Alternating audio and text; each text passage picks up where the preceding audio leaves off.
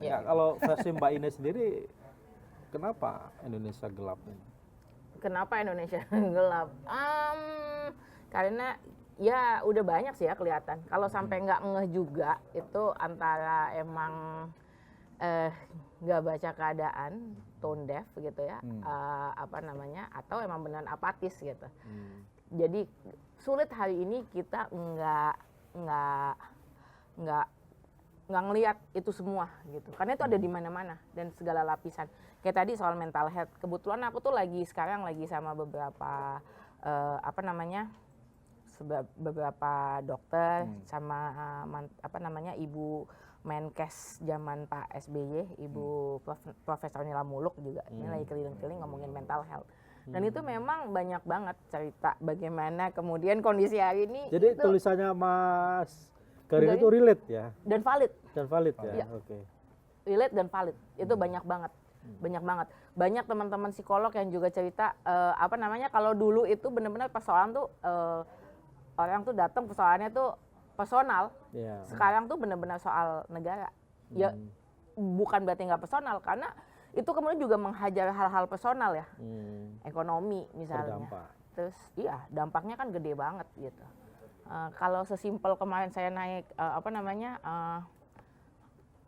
taksi online aja, supirnya sambil ngomel-ngomel, ngeblangsak ini mbak gitu. Ya hal-hal kayak Maksudnya gitu. nyasar? Hah? Iya. Nyasar. Arahnya Nyasar nyasar. arah politik yang maksudnya. Iya, arah negara. Bukan arah taksinya. Arah negaranya nyasar. Gitu. Tapi nggak apa-apa, kenapa Mbak ini tidak ada di foto ulang tahun yang rame-rame lagi viral itu? Anak presiden pada ngumpul ulang tahun. Itu kuncinya. Kenapa aku nggak ada di situ? Karena aku anaknya Gus Dur, bukan anak presiden. Oke. Yang ada di situ anak presiden semua soalnya. Iya, aku tuh datang enggak, ikut makan enak enggak, ya kan? Ikut dihujat. Dihujat karena nggak datang atau karena acara itu? Dihujat karena tone deaf. Terus Mbak Ine di mana itu pas ada acara ngobrol-ngobrol itu? Aku malah lagi ngisi diskusi yang lagi ngomongin soal ada hubungannya dengan UU yang baru muncul, dan dampaknya ke depan akan seperti apa.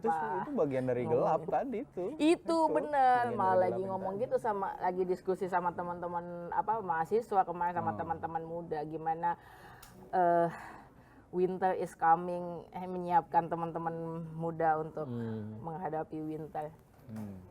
RUTNI maksudnya? Udah nggak RUU. Oh iya, udah undang-undang ya. Ini udah bukan. Tapi pertanyaannya gini ya, katanya meskipun udah jadi undang-undang, draftnya itu katanya juga susah. Iya. Nah, jadi aku ada cerita kemarin, bahkan katanya salah satu petinggi TNI itu juga belum pegang undang-undangnya seperti apa, karena kita khawatirnya jangan-jangan.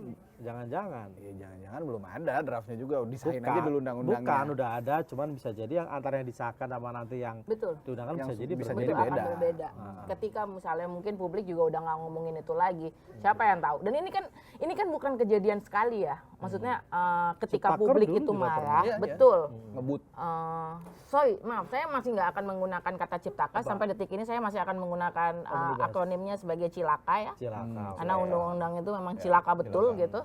Jadi ini berkali-kali gitu. Cilaka memang, karena nggak terbukti kan. Karena dulu kan itu katanya dibikin biar ekonomi kita makin baik, investor datang dimudahkan. Faktanya investor nggak datang, malah pada PHK yang datang. Buktinya dulu itu ada loh yang salah satu influencer yang banyak ngomongin soal untuk mendukung UU Cilaka itu, bikin hashtag di mana-mana. Abis itu dia ngomel paling kenceng karena usaha karaoke-nya kemudian jadi kena. Ya kan?